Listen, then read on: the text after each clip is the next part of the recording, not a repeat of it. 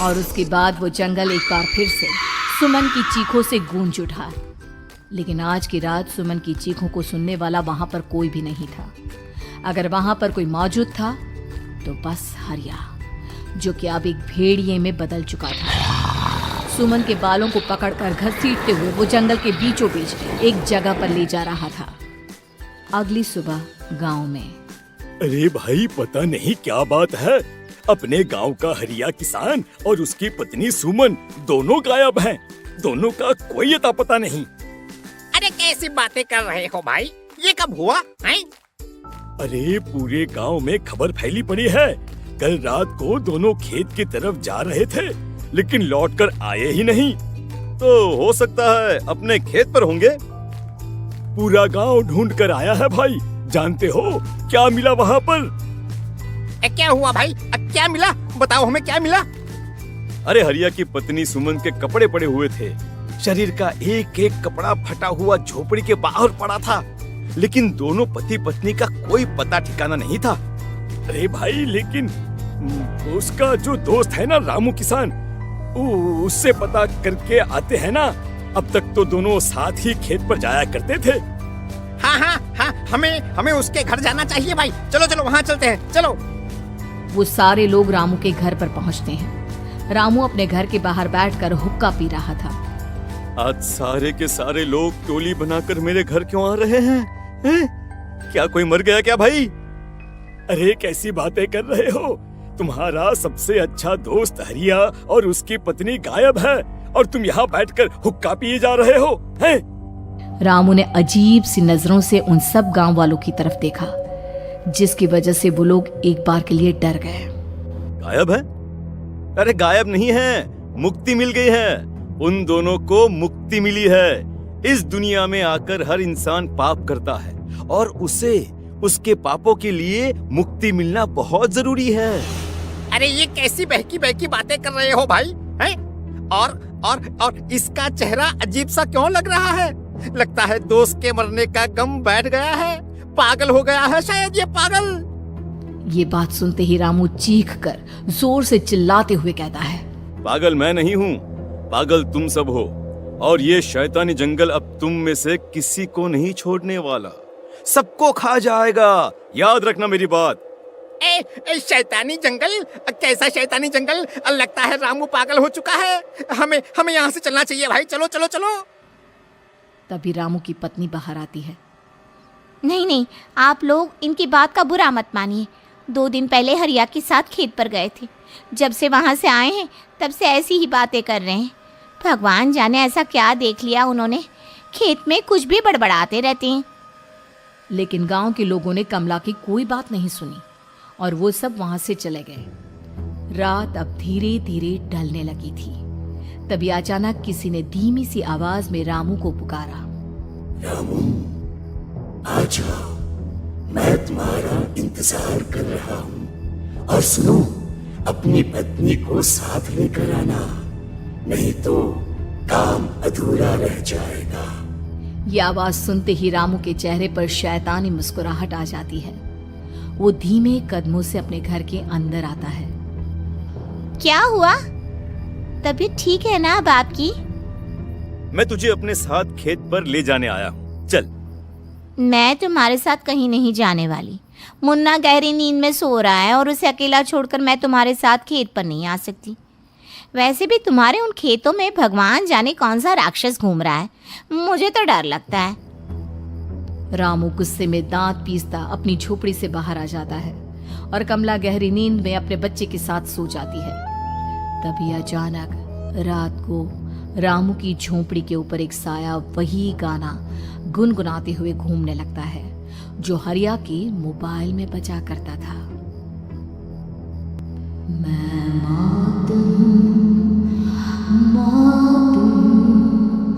मौत जो बसरी है चारों ओर, जो आएगी कहीं से भी निगल जाएगी सबको। मैं मौत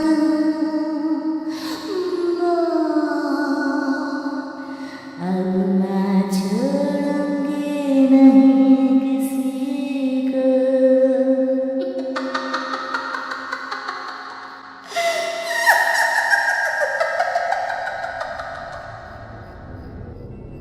ये आवाज सुनकर रामू की पत्नी कमला की आंख खुलती है और वो देखती है कि उसका मुन्ना अपनी जगह से गायब था।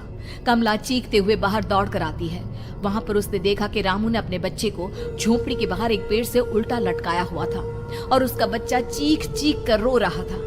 वहीं दूसरी तरफ एक साया बच्चे के ठीक नीचे आग जलाकर उसके चारों तरफ हैवानों की तरफ नाच रहा था। छोड़ दो मेरे बच्चे को। अरे क्या कर रहे हो तुम? शर्म नहीं आती तुम्हें? अपने ही बच्चे को इस तरह मौत के हवाले करते हुए। अपना बच्चा? किसने कहा ये मेरा बच्चा है? अरे ये तो उस रामू की औलाद है, इस गांव के किसान रामू की, और मेरी दुश्मनी इस गांव के हर इंसान के साथ है। क्या? कैसी बात कर रहे हो तुम? और ये औरत कौन है? ये मेरे बच्चे को खा जाएगी। तभी अचानक से उस साया ने एक बेहद खतरनाक दिखने वाली औरत का रूप ले लिया और उसकी आंखों से आग निकल रही थी। सही पहचाना तूने। मैं तेरे बच्चे को खा जाऊंगी। अगर तू अपनी इस हैवान पति रामू के साथ जंगल नहीं आए तो मैं तेरे बच्चे को खा जाऊंगी। लेकिन क्यों? आखिर क्या चाहते हो तुम मुझसे? मुझे जंगल क्यों ले जाना चाहती हो? औरत बुरी तरह से ठहाके मार मार कर जोर जोर से हंसने लगी और साथ में रामू भी। ये तो तुझे वहाँ चलने के बाद ही पता चलेगा ना। अगर तू नहीं आई तो थोड़ी देर में तेरा ये बच्चा आग में जलकर मर जाएगा। चल जल्दी। नहीं नहीं, मेरे बच्चे को छोड़ दो। तुम जहाँ कहोगे मैं तुम्हारे साथ चलने के लिए तैयार हूँ। और उसके बाद उस बच्चे को झोपड़ी में लिटाकर आगे आगे वो साया चल रहा था और उसके पीछे पीछे रामू अपनी पत्नी के बाल पकड़कर उसे घसीटते हुए जंगल की तरफ ले गया। जंगल में जाने के बाद, कितनी खूबसूरत हो तुम। आज की रात बस तुम और मैं एक दूसरे के साथ रहेंगे। मुझे तुमसे बहुत डर लग रहा है। तुम्हें क्या हो गया है? तुम तो बिल्कुल ठीक थे। वो होगा जो हमारे बीच होना चाहिए। तो आओ आओ, अपने आप को मेरे हवाले कर दो। कमला ने डर की वजह से अपनी दोनों आंखें कसकर बंद कर ली थी। रामू ने बुरी तरह से चीख कर कमला से कहा, आंखें खोलो अपनी और मेरी तरफ देखो। कमला ने जैसे ही अपनी आंखें खोली उसने देखा कि रामू एक खतरनाक खूनी हैवान में बदल चुका था। कौन हो तुम? जाने दो मुझे। क्या चाहते हो मुझसे? वही जो एक आदमी एक औरत से चाहता है। मैं तुम्हारा पति रामू नहीं, बल्कि इस जंगल का एक भेड़िया हूँ, और आज की रात तुम्हारे खून से अपनी प्यास बुझा जाऊं। और उसके बाद वो जंगल कमला की दर्दनाक चीखों से गूंज उठा। अगली सुबह कमला के कपड़े भी जंगल में उसी तरह पाए गए जैसे कि सुमन के पाए गए थे। इस घटना के बाद पूरे गांव में दहशत का माहौल था। अपने माँ बाप की मौत और गांव में हो रहे इस तरह की घटनाओं की खबर सुनकर किशन शहर से गांव लौट आया था। अपने माँ बाप की बेदर्द मौत की वजह से वो बहुत परेशान था। तभी अचानक उसे अपने घर में खाट के नीचे पड़ा हुआ वो मोबाइल फोन मिला जो उसने अपने पापा हरिया को गिफ्ट किया था। अरे कितने प्यार से पापा के लिए मोबाइल फोन लेकर आया था। इसे एक दिन भी काम में नहीं ले पाए। और आखिर कौन है जो गांव में इस तरह की हत्याएं कर रहा है? क्या है इन सब के पीछे? क्या है? मुझे पता करना ही होगा, वरना एक दिन पूरा का पूरा गांव खाली हो जाएगा। इस गांव में एक भी जिंदा इंसान नहीं बचेगा। गांव के लोगों की मदद करने के इरादे से किशन अपने गांव से दूर एक दूसरे गांव में बहुत बड़े तांत्रिक के पास मिलने के लिए गया। तांत्रिक बाबा, अब आप ही कुछ उपाय बता सकते हैं। भगवान जाने हमारे गांव को किसकी नजर लग गई है। नजर नहीं लगी है, किसी ने तुम्हारे गांव को बद्दुआ दी है। किसी सताई हुई आत्मा का प्रकोप है और अब वो पूरे गांव में किसी को नहीं छोड़ेगी जब तक उसकी आत्मा को शांति नहीं मिल जाती। अरे लेकिन ऐसा कौन है बाबा? किसकी आत्मा है और कैसे मिलेगी उसे शांति? मौत है, मौत कहीं से भी आएगी और सबको निगल जाएगी। इससे बचने का सिर्फ एक ही उपाय है, लेकिन उस उपाय को करना आसान नहीं होगा। जो भी उस उपाय को करने की कोशिश करेगा उसकी जान जा सकती है। भले ही मेरी जान चली जाए, लेकिन मैं अपने गांव के लोगों की जान बचाने की पूरी कोशिश करूंगा बाबा। तो ठीक है फिर, अगली अमावस की रात जैसा मैं कहता हूँ वैसा ही करना। अमावस की रात तांत्रिक के बताए अनुसार किशन अपने साथ केरोसिन लेकर जंगल की तरफ चल पड़ा। उसके हाथ में देवी के मंदिर का सिंदूर भी था। किशन जंगल के बीचों बीच पहुंचा। ये देखकर उसकी आंखें फटी की फटी रह गई। वहां एक उबलते पानी का तालाब था और कई लोगों की लाश लटक रही थी। किशन के माँ बाप की लाश भी वहीं थी। माँ, बापू, क्या हो गया? ये क्या हो गया? तभी वहां पर एक औरत और आदमी आते हैं। उन्हें देखकर किशन चौंक जाता है। गोपाल काका, आपकी तो 5 साल पहले मौत हो गई थी।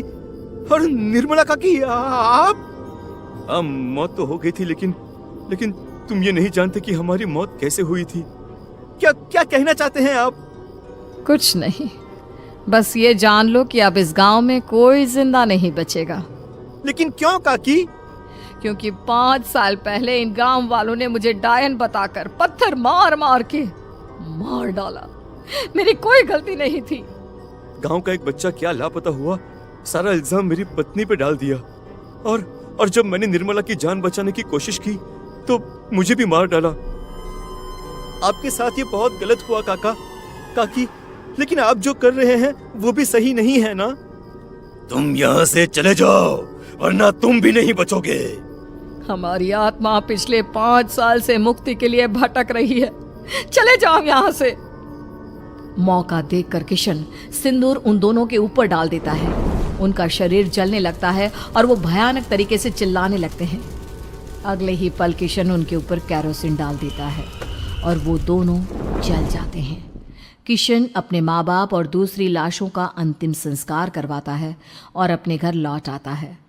लेकिन वो अभी भी इस बात से अनजान है कि मोबाइल अभी भी बज रहा था। मैं मौत